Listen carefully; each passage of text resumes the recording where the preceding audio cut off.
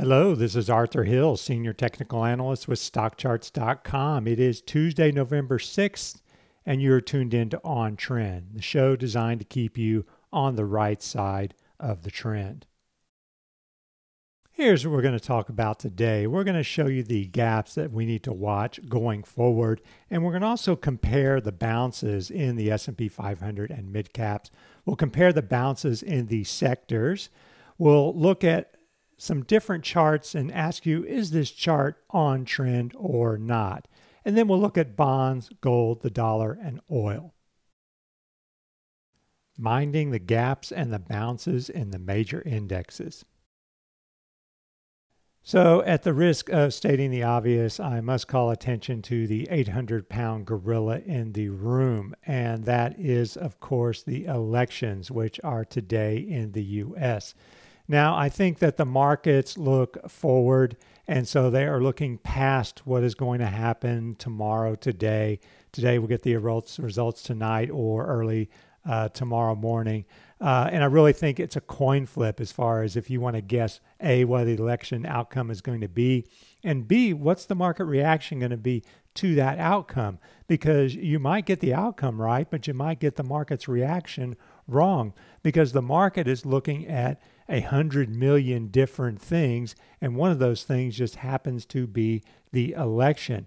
And so it's really a coin flip trying to guess, A, the outcome of the elections, and B, how the market is going to react. And really what we're most interested in is what the market is actually doing. And we're not interested so much in the why as technical analysts. And so that's why I think it's very important that we focus on the chart, the whole chart, and nothing but the chart. And with that in mind, I will move on and look at some charts. So we'll start off with the S&P 500, which of course is the main benchmark when we're looking at quote unquote the stock market. And when I look at this chart here, the first thing I need to reinforce is that the October decline was different from the February decline. All right.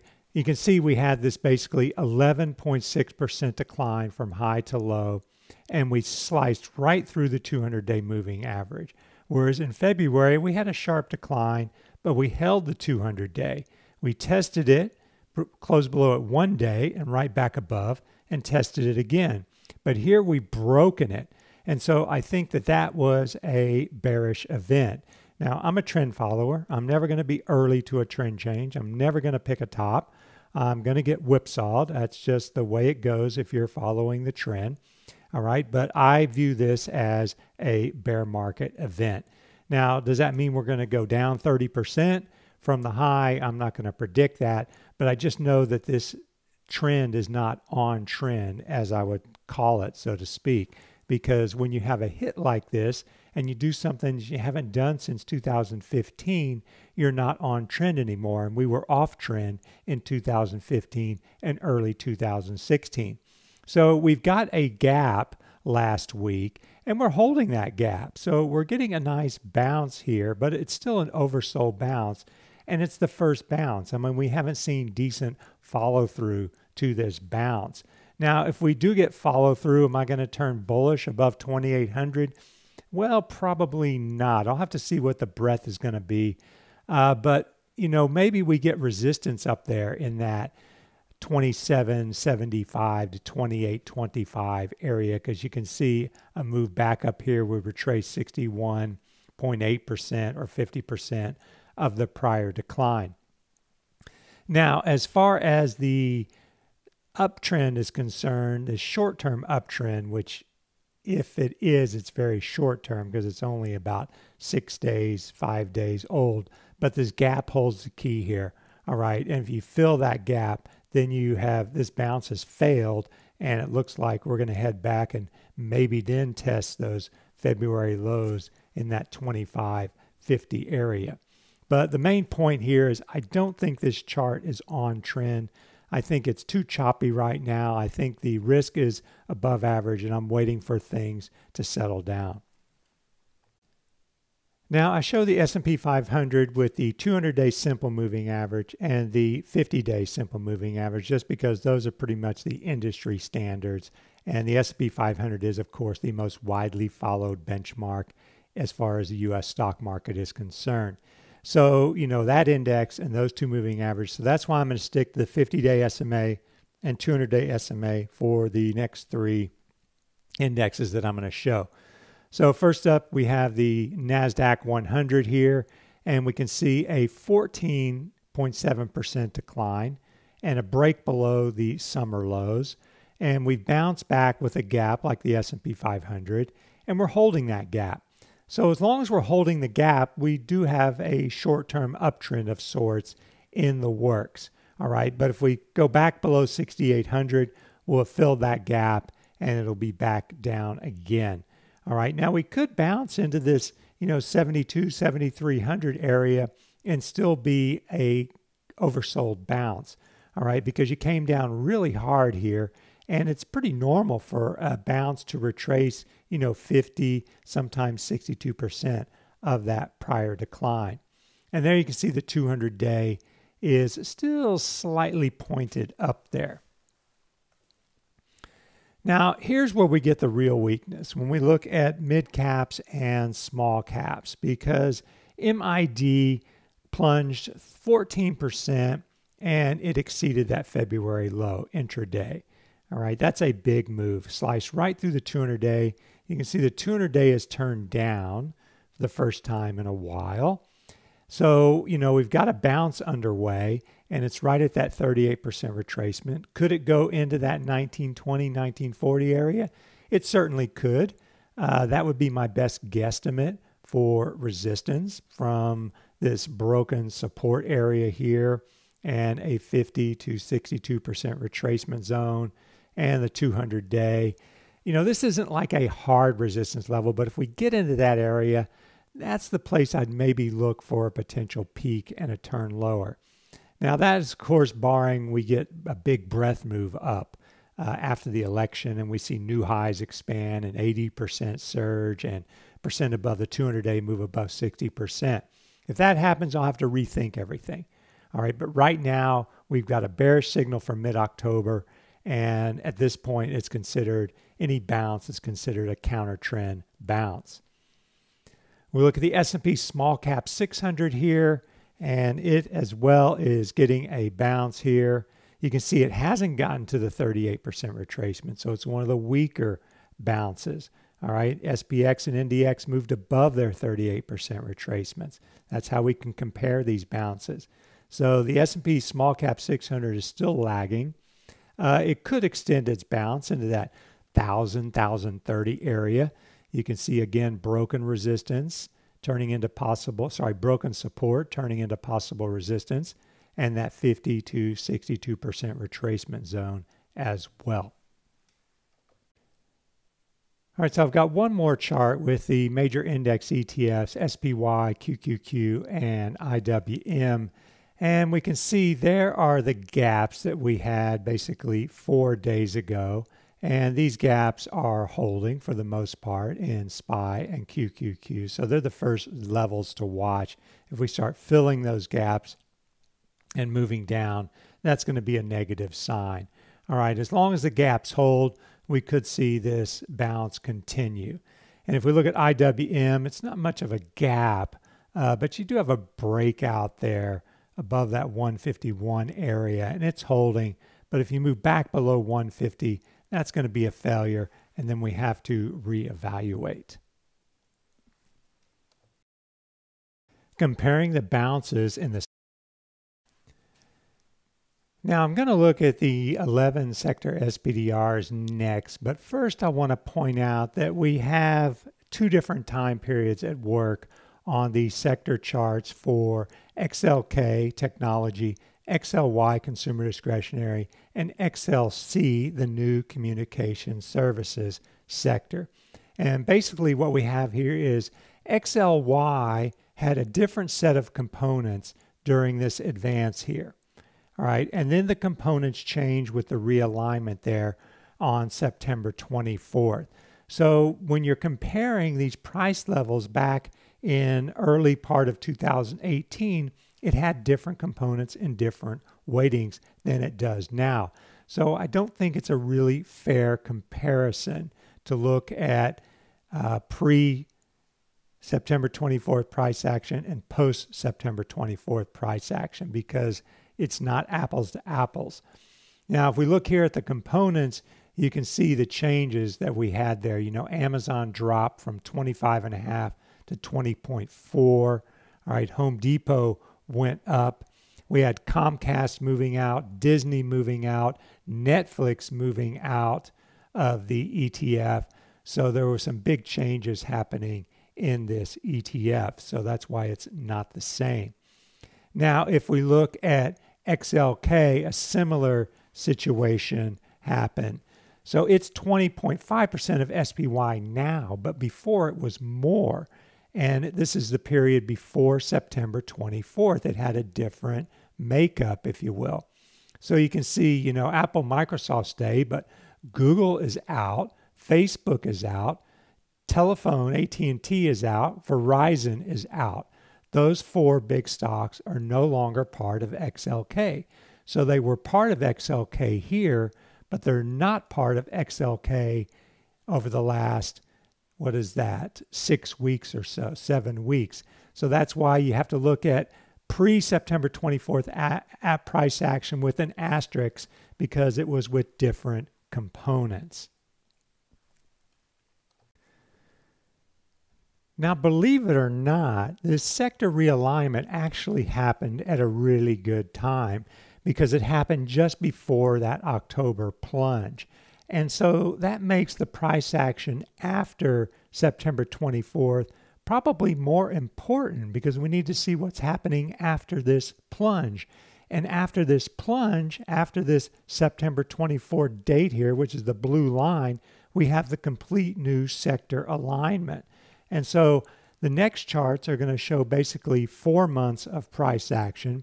And I've got that blue line there for when we have the new sector alignments. This is XLY, 10.16% of SPY.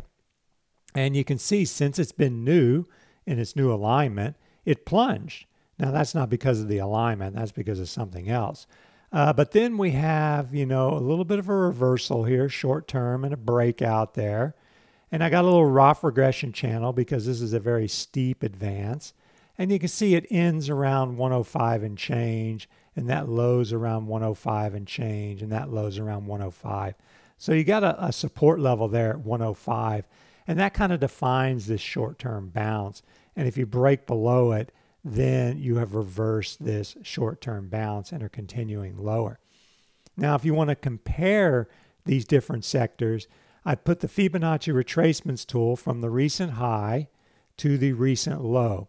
And you can see we got above the 38% retracement here for XLY.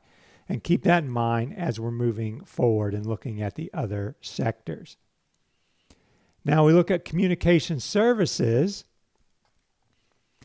We can see here that, by the way, one thing I'm going to go back and point this out. I don't have any moving averages on this because a 50-day moving average is going to go past that realignment date, past September 24th or before September 24th. And a 200-day is going to go well before it. So I'm not going to put a moving average on there because it's two different weightings. It's two different sectors before and after that date. Now, XLC actually started trading on June 24th. So I put a 50-day exponential moving average on there. And I just chose to use exponential moving averages with the sectors. There's not a big difference between an exponential and a simple moving average. An exponential does weight prices more towards the recent prices. But, you know, when you go back and back test them, the differences are fairly negligible. You know, sometimes the exponential moving averages gives better signals. Sometimes a simple moving average gives better signals. But when we look at this, I've got the Fibonacci retracements going from the recent high down to this low. And actually the high is going to be a little bit higher here. But, you know, there's the October decline basically. And we've got a gap up. So we're making an attempt to bounce. And this was actually a piercing pattern here. You can see we had the open below the prior candlestick close and the close well into to the middle, above the middle point of that black body. But this gap here after the piercing pattern is holding, and it is short-term bullish. I still think we're medium long-term bearish on this chart. And if we break below this support zone here, that's going to be negative for XLC. Now these three sectors here, consumer discretionary, technology, and the communication services sector, are the three cyclical sectors, the most cyclical sectors, I think, in the S&P 500. And so they're key sectors to watch as far as a litmus test for the economy going forward, especially XLC and XLY, I think.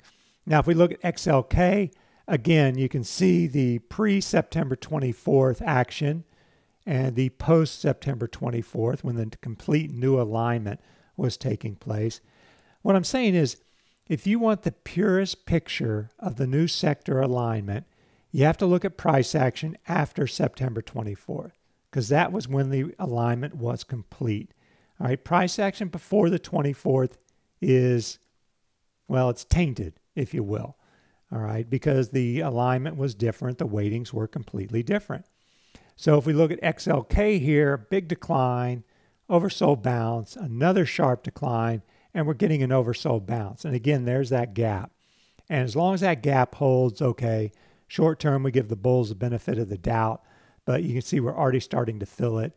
And if we break down below that low, then we're going to continue lower, it looks like. So those were three gaps that are holding. Now, one of the sectors that is performing the best over the last 2 weeks is finance. But it brings us to a real interesting conundrum because longer term, it's one of the worst performing sectors. Now, I'm only going 4 months, but right away you can see the 50-day EMA is below the 200-day and price is below the 200-day EMA. So it tells you that the long-term trend is down. And if you look at a 1-year chart of XLF, it's not a pretty chart. Now, short-term, we're seeing some positives come in because we have, the gap down, some consolidation, and the gap up. So that is an island reversal. And you can see we got above the 38% retracement. So it's one of the stronger bounces in the sector SPDRs. But again, it's still a counter trend bounce. I would rather see the long-term trend turned up and then look for a pullback, all right, rather than try to pick a bottom in a long-term downtrend, because this is one of the weakest ETFs in 2018. If you run a sector perf chart, and if you look at performance for 2018, XLF is one of the weakest. In fact, let's just do that right now. So what I'm going to do is I'm going to go to one of my open tabs. I'm going to click on the free tools page, and I'm going to select a predefined perf chart. And there are the sector ETFs or SPDRs, and we've got all 11. And if we right click and we go year to date, all right, we can see that finance is down 5.2%. All right, so it is you have materials down more, industrials down more, and energy down more, but it is the fourth worst performing sector over the past, year to date, basically, which is 215 days. And this is not a pretty sector picture. You can see a real split market over the past year here. All right, returning to the chart here for XLF, again, there's the gap to watch. And if we close below it, we've reversed this short-term upswing.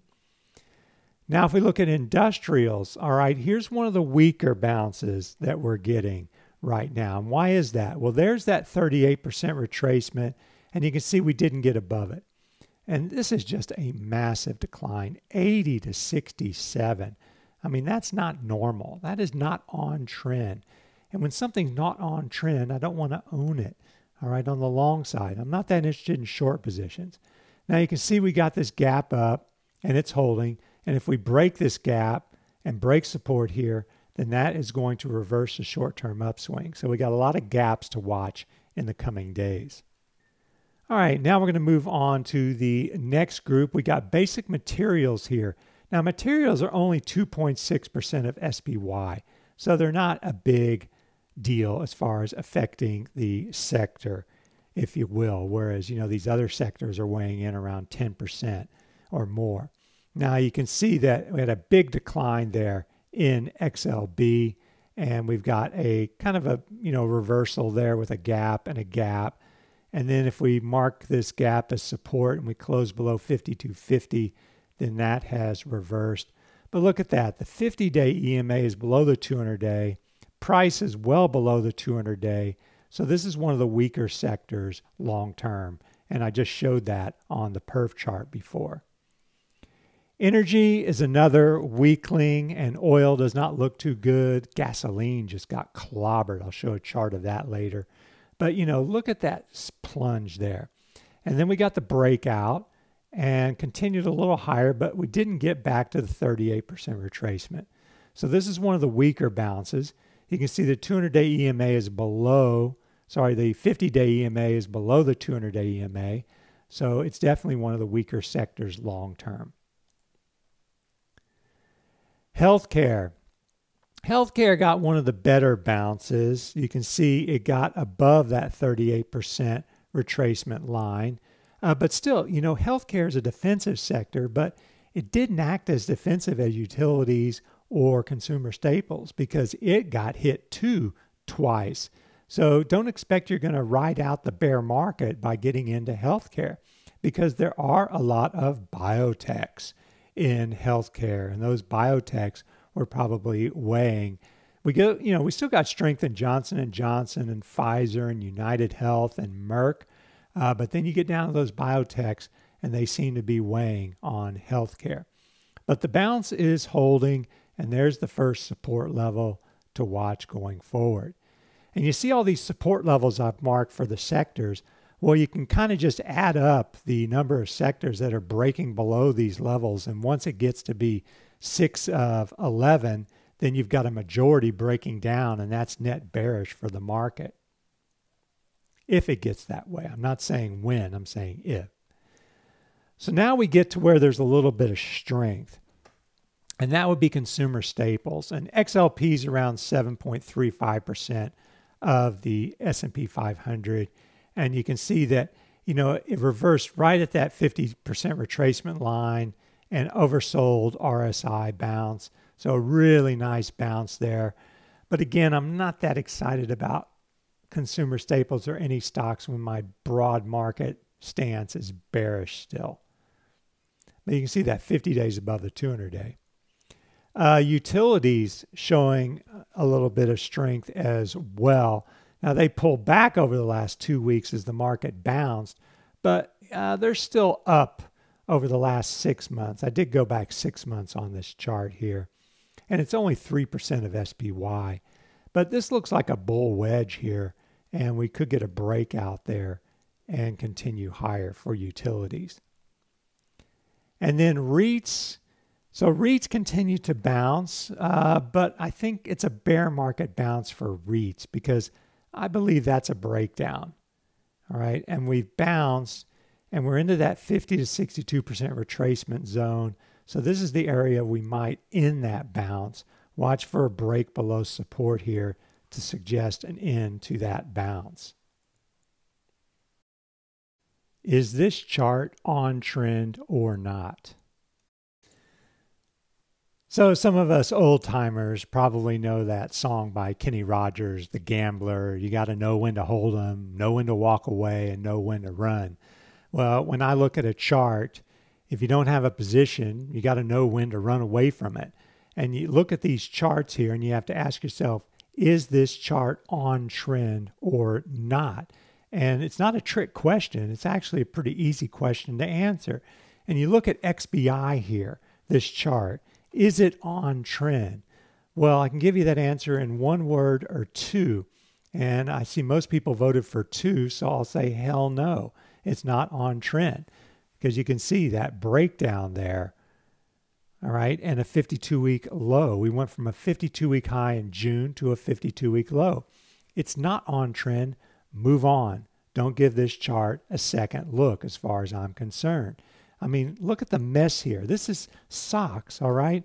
It's not on trend either.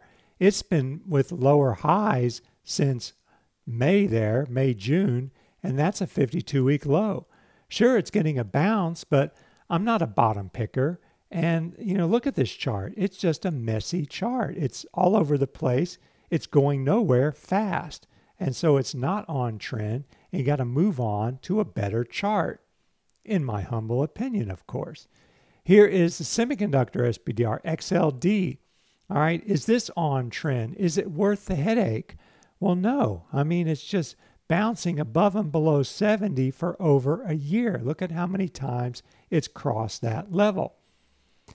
Now, if you compare that to IHF, the healthcare providers, we can see here that this is a fairly normal pullback. All right, you move to a new 52-week high. You had an extended move here. And so a pullback after that extended move is normal, and it looks like this pullback has ended. So if you have to be in this market, and as Jesse Livermore said, you don't have to be in the market. You can be on the sidelines. This is one of the stronger looking charts with the breakout there because it is still on trend. All right, we look at medical devices. I think it is still on trend. We can see that it had a big move up from February, even from April. And then it had a pretty sharp decline, but it managed to hold this support zone from these summer lows. And that's a 50% retracement. And it looks like it's trying to break out. So these are two charts that I think are still on some sort of uptrend. Bonds, gold, the dollar, and oil. All right, so I've got a gray dash line there in the middle of this chart, and that's the election in 2016. And this is the unadjusted junk bond ETF _HYG. It doesn't include the distributions or payouts there.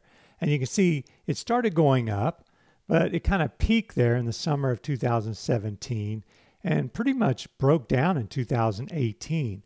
And we got the PPO here, the 5-200-0, and this is negative when the 5-day EMA is below the 200-day EMA.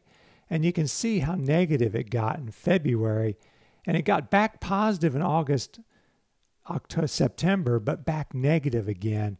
And this is a negative, I think, for the market because it talks about a little bit of stress in the credit markets when junk bonds are not performing so well. All right, now when we look at the regular bond market, this is unadjusted IEF, and it got this little bounce and then broke down with that big decline on Friday after non-farm payroll, so broke flag support, and it looks like it's headed lower. TLT broke wedge support and looks like it's headed lower. In contrast, 10-year Treasury yield looks like it is headed higher. There you can see that pullback and now the breakout. And the long-term trend is up. Don't forget the long-term trend. That's what establishes your trading bias. So we had this long consolidation. We broke out, had a pullback, and now we're breaking out. So it looks like Treasury yields want to move higher. There's the 30-year yield breaking out, so it's confirming there. If we look at gold, gold is holding its breakout. So it's been a choppy affair. It broke down there in May, declined into August, and then started chopping around and got the breakout as the market broke down, stock market, and then chopped around here. But the breakout is holding for the most part, and you have to close below 114 to negate that breakout. And then if we look at the dollar here, we can see the dollar does remain strong with a move to a new high last week. It's fallen back a little bit here, but the bigger trend is up for the dollar with support there at 25 in that area. And the bigger trend is down for the euro with resistance at 113. And that concludes this edition of On Trend. Thanks for tuning in, and be sure to stay on the right side of the trend.